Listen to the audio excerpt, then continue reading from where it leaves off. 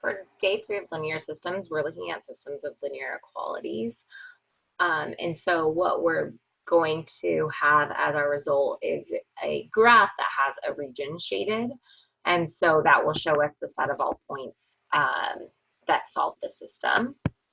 And so what we want to do within each of these is take each line individually and graph the inequality. And so we have to separate out each part of our system. So if I have 2x plus y is less than or equal to 14, I want to solve that to be in slope-intercept form just to make it easier for me to graph. So I'm going to subtract 2x.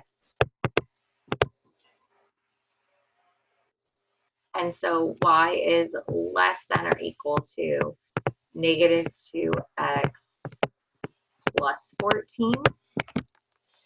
And so I'm going to graph a line that has a y-intercept of 14 and a slope of negative 2.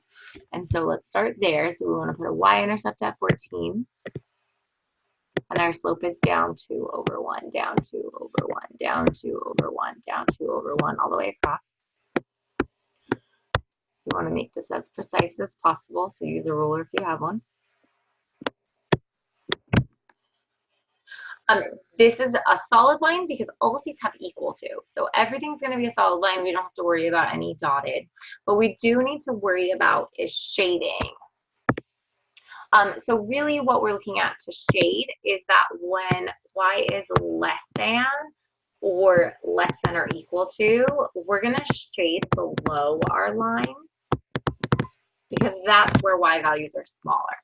So it's telling us that this is true when y is smaller than the line.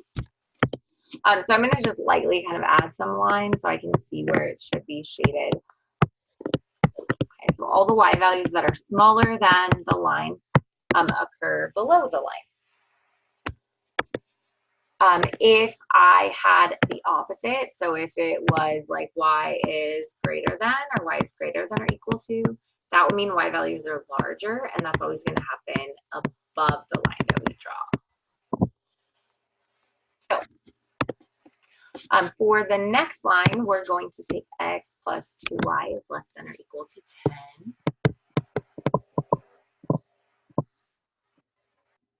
And we want to solve for y again. And so this one's going to take a little bit extra because our y is being multiplied by something. So we're going to subtract x from both sides. And then that gives us that 2y is less than or equal to negative x plus 10. And then if we divide everything by 2, that gives us that y is less than or equal to, let's say this is negative 1/2 x. So dividing by 2 is the same as multiplying by 1/2. And then 10 over 2 is 5. Our y-intercept is 5, and our slope is negative 1/2. So this graph is going to cross the y-axis at 5, and we're going to go down 1 over 2, down 1 over 2, down 1 over 2 to create our line. Again, it's solid because that's equal to. So this is the same where y is less than the line. And so we're going to shade below again. So I'm just going to shade below my line in blue so I can see that where they're overlapping is going to be my result. So right now what I know is that the final answer doesn't include all this shading here that's between the blue and the red lines. It's only what's below both of them. It also isn't going to include this section here where there's no red shaded because that's above the line. The last two are a little bit easier because they're only a variable and a number. So if I say that x is greater than or equal to 0, I'm going to draw a vertical line through 0, which is really just my y-axis. So that's telling me that x is greater than or equal to 0. So this is my y-axis as a line. And since it's an x, it's a little different than the above and below because it's a vertical line. So this is telling me to shade to the right of my line. If I had, for example, x is less than or equal to a number, that would be telling me to is shade to the left. Okay, so if x is smaller on the left, x is larger on the right. So this graph is shaded over here on the right-hand side of the line x equals 0. And so I can see that now I've eliminated this section over here. So I have this kind of almost just like a four-sided shape going on. The last one is a y is greater than or equal to. Okay, so y is greater than or equal to 0. Remember we saw that y equals 0 is just the x-axis.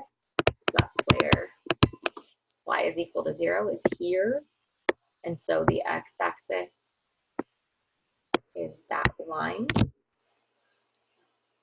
And remember, this is telling us to shade above that line.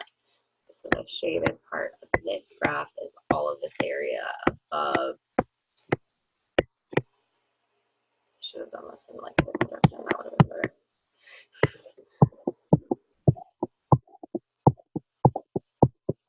So the whole positive quadrants 1 and 2 are that area.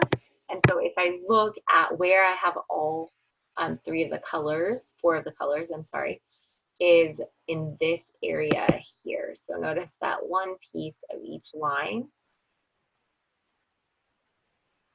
So I want to accentuate that area by highlighting it, or I could take my pencil and just color it in. And so I'm looking for a region like that where each line's inequality overlaps. So that's the solution to this system of linear inequalities.